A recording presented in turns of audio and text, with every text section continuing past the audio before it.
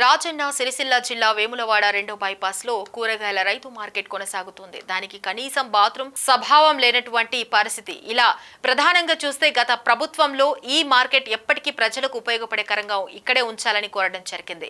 భవనం నిర్మించాం, అక్కడికి పొమ్మన్నప్పుడు అక్కడికే వెళ్లే పరిస్థితిలో లేదు.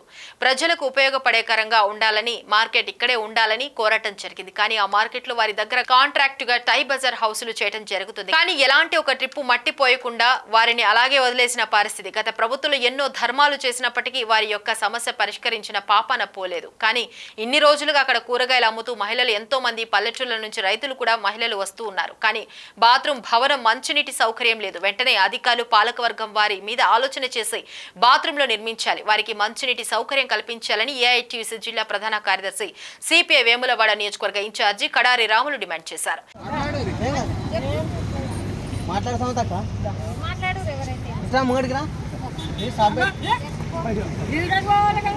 ఎవరైతే మాట్లాడు, ఎవరైనా మాట్లాడచ్చు.